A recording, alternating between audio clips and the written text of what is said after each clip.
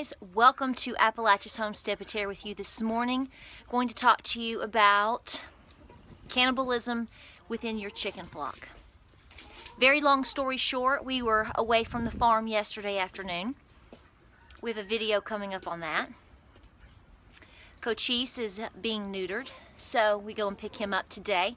So yesterday we had a very long sweep of storms, tornado watch, everything come through Tennessee. We were home all morning, all through the early afternoon. Everything was fine on the farm. Everything was great in the barn. We brought everybody in, we packed up Cochise, we checked everybody all around, and no problems. But we had to travel an hour, and we grabbed some dinner and ran a few errands, and we came back home, and it was time to feed again, just to make sure everybody's got the hay they need, lock everything down, you know, the typical before bed, the whole 9 yards. And when I initially came out in the barn, there was no problem.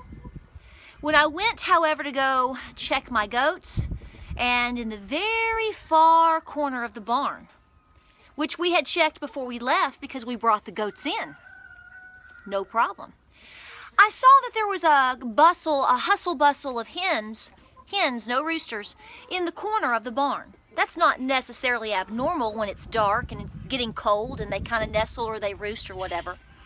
But I went over to check on them and I found a dead chicken. Not only had the chicken passed, it had been passed for several hours at least, I'm guesstimating. It had to have been somewhere but after 3 o'clock. And hello, good morning. Long story short, the chicken passed, or the chicken somehow became compromised and went or already was in the corner of the barn. And with that, it started a feeding frenzy. Now I have the chicken here, unfortunately. I haven't done anything with it yet. But the point of this video, and I was going to show it to you, but to be honest with you, it's more graphic than I really want to show you. I don't think it takes rocket science to if I tell you that the entire back lower portion of the hen was pretty much pecked out, all the way to where you can see its innards, if you will. So it wasn't just attacked or pecked a couple of times. It obviously started that way potentially, but they were finishing her off. Now the reason I'm talking about this is because I want to make a point in talking about behavior of these animals. We see all of these great little things on Pinterest and in blogs and even on YouTube channels about how much we love them and how much fun they are and how productive they are and how sweet they are, especially silkies and whatnot. All of these things are true. But they live in the animal kingdom, guys, and they are it's interesting because even being the lowest of low on the predator scale, they will cannibalize each other if given the opportunity. They are not vegetarians. They need sources of protein, and I want to let you know that, okay? Because I get a lot of questions in my homesteading group about, I've got a chicken that's bleeding. What do I do? If you have a chicken that is compromised in any way, fashion, or form, that is sick, that has been pecked, anything, you must absolutely, I'm watching this guy, you must absolutely separate that chicken. Had I seen this chicken, if it was compromised or if it was injured, you know as well as I do if you follow my channel, she would have been separated immediately. You also need to have sprays on hand that will help you. You need Vatiricin spray for injuries, and you need Blue Coat. Blue Coat is good for all of these things in terms of injury. When it starts getting really deep in the flesh, I go with Vatiricin first, let it dry, and then I put on Blue Coat. That also helps to disguise the color. You can buy these at Tractor Supply, people, okay? Online, Amazon, whatever. I'll put a link below for both of these items.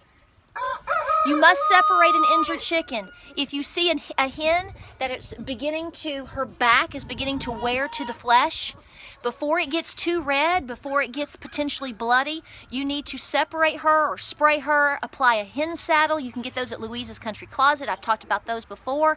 I'll put a link below. Hopefully I'll find one for you for a recent one of hen saddles. Because the point is if this guy right here gets on top of a girl that's already a little bit too barebacked or is injured, okay, and he treads on her, he can open up her back, and he doesn't have to open her up very much, okay? Here comes Mr. Peaches. Yes, sir, I see you. The slightest beginning of an injury where they will sense blood will start a feeding frenzy with your chickens. Confinement in this particular situation has nothing to do with it. Obviously, if you have chickens that are confined and that are bored and that there's too many in one spot and they start picking on each other, yes. But the point that I'm making is injuries happen on a homestead. The unexpected happens on a homestead, death happens on a homestead, and cannibalism may happen on your homestead. So you need to know these things in advance for all of you new chicken owners out there, because I know there's a lot of you. You need to know the potentials. And there are going to be days, there probably won't be many, that you will come home and everything was fantastic. Or you got up the next morning after a wonderful night in the barn and everything looked perfect. You come out the next morning and something unexplainable, something unexpected is waiting on you in the barn. Life and death on a homestead are very real. So, like I said, I'm not going to show you her. I want to keep there's no sense in going shock jock on a homesteading channel.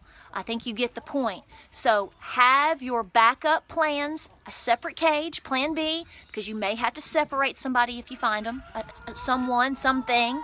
Have your sprays and your first aids ready to go, okay? And just understand the dynamics between these animals, because they exist. They want their protein, and they are survival of the fittest, just like me and you. If you like this video, like and subscribe. Hey buddy. Check us out on Facebook, Instagram, and Pinterest. Be sure to check out all of our information for the Great Appalachian Homesteading Conference that's coming up on May the 6th. Okay, we're doing a full array of classes. I'm teaching chickens for children, and you know, this is something important that the kids need to know too.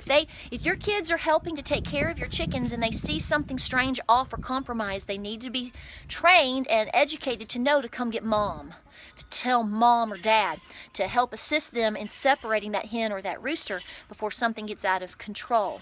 And they also need to understand the dynamics in terms of behavior and how these animals really do exist with each other on your farmstead.